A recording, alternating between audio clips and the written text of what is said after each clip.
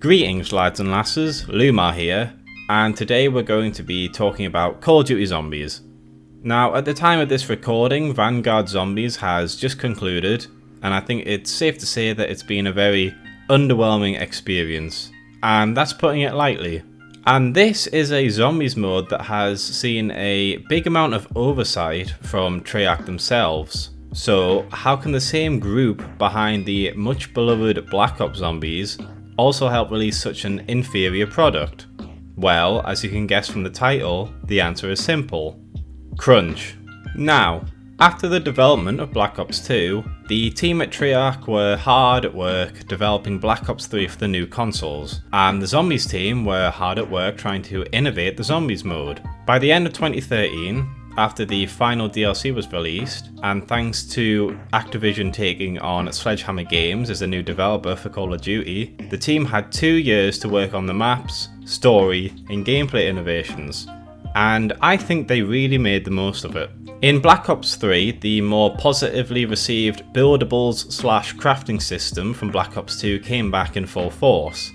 And besides the unique buildables on each map, it also comes with a shield on each map that rewards you for scavenging around the map and finding the parts for it by having a thing that can watch your back and help you out of a tricky situation. The dolphin dive mechanic was now swapped out for a more useful and practical slide mechanic, and the final big change was the gobble gum machine, which allowed for individuals to consume gums that would give different effects, from spawning power-ups on demand, increasing melee damage for a few minutes, allowing all purchases on the map to be free for a short while, or even just giving you all the perks on the map. Similarly to how the first map on Black Ops 2 had a new sort of gameplay style for players, the first map of Black Ops 3, Shadows of Evil, also did the same thing, introducing a completely new way of doing things, where it has a alternate beast mode system used to turn on the power and unlock new areas, similar to the Mob of the Dead spirit system. The story was also more concise, and there was a more clearer vision about what they wanted to do with it. Now, I didn't really enjoy the direction personally that they decided to take with the story,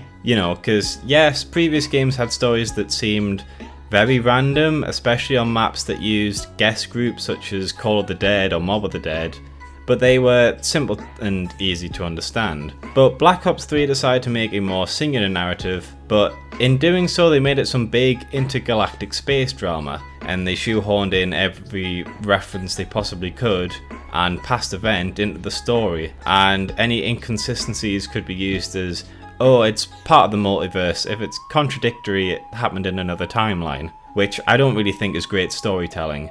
But at least there was some cohesive, organised goal that our game characters were working towards. I also feel like the maps in Black Ops 3 were some of the best, and they had a wide variety of styles, enemies and wonder weapons. My main complaint would be that you need a couple of attempts to get to know the map before you can really do anything on it. And personally, I don't think Shadows of Evil was a good starting point for players, especially when the Giant was available and would have allowed people to have a more casual Zombies experience. But when you do know the gimmicks of the maps, and when you've had time with the new gameplay, playing these maps is a blast, and I don't think there's any maps that I can think of that makes me say, man, I'm really not having a good time with this. Now, towards the end of the yearly Call of Duty cycle, the final map pack for the game was released, and with it the last Zombies map. Except, as it turns out, it wasn't. The Zombies team had been working on resources for a big map pack to release in 2017, the Zombies Chronicles. Now, the layout of the maps and the Easter eggs were already sorted. They were just re-releasing old maps that had all this stuff nailed down. However, they couldn't just import the maps from previous games, all of this had to be remade in the new engine, and the maps needed tweaking to better accommodate the new game style, all of which needed time and resources devoted to it. So, over halfway there until they need to release a new game, and the Zombies team are still working on Black Ops 3. Then, during development of Black Ops 4, Activision demanded a huge shift for the game, forcing them to work on the new Battle Royale style multiplayer mode, and forcing the campaign to be cut. Now, Treyarch had just a multiplayer mode and a zombies mode, and they really needed some way to justify the $60 price tag despite the lack of a core content feature. As such, everything needed to have as much content as possible, and I think for the Zombies team, that was a bit of a detriment. Black Ops 4 Zombies launched with yet another refinement to gameplay.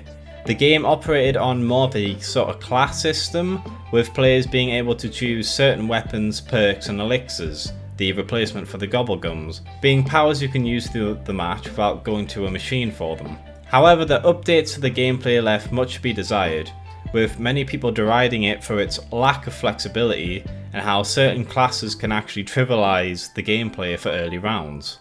The game also launched with 3 maps, 4 if you pre-ordered the game or got the season pass.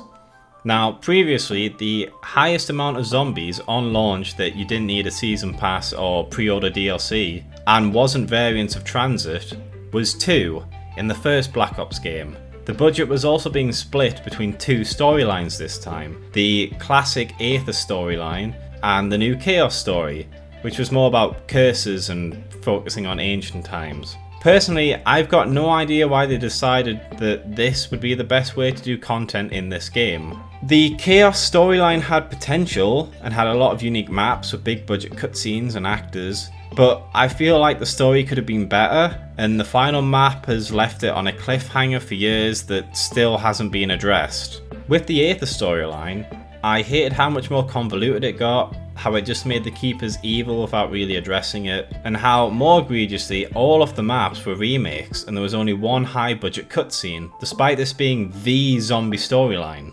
If there's one thing I can praise about it, is that it wrapped things up in a neat little bow and completely ended this storyline, ensuring it couldn't be continued to be milked forever, like in, say, the next 2 games this team would work on.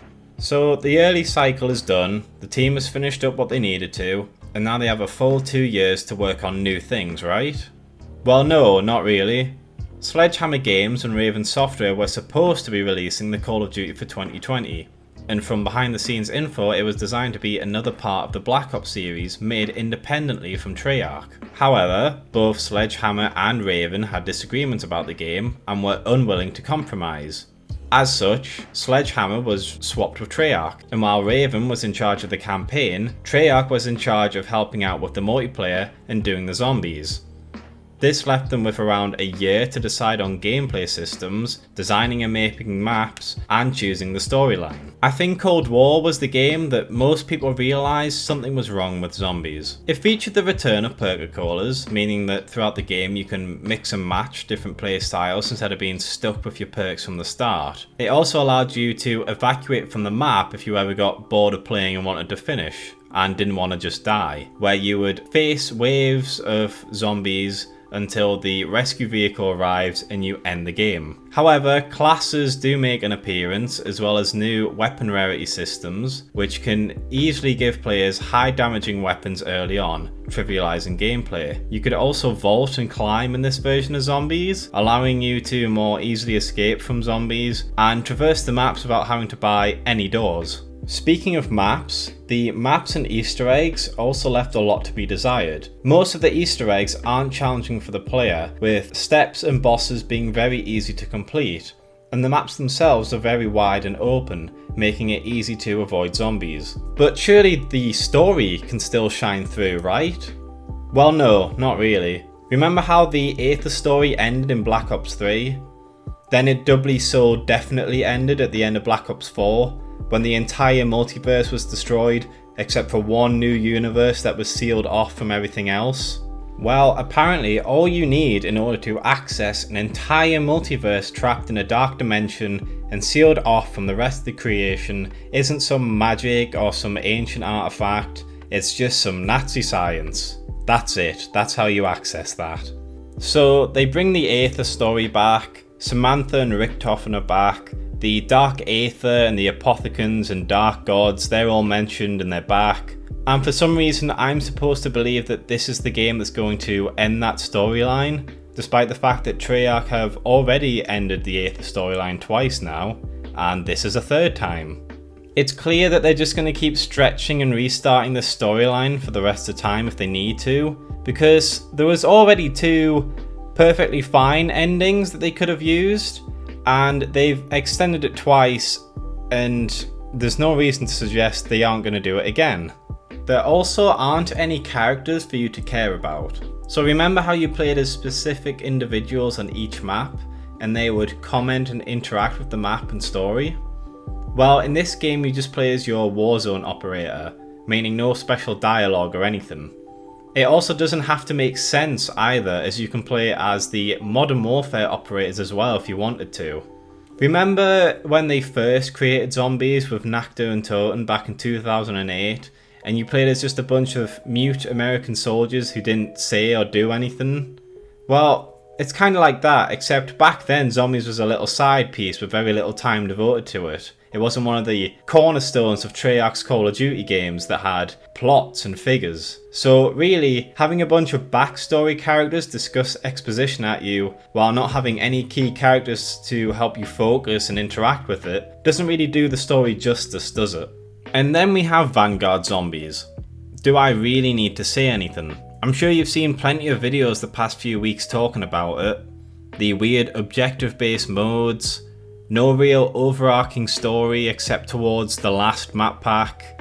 The third time the Aether story has been used since it properly was supposed to end 4 games ago. Shi no Numa for the 4th time in a Treyarch game.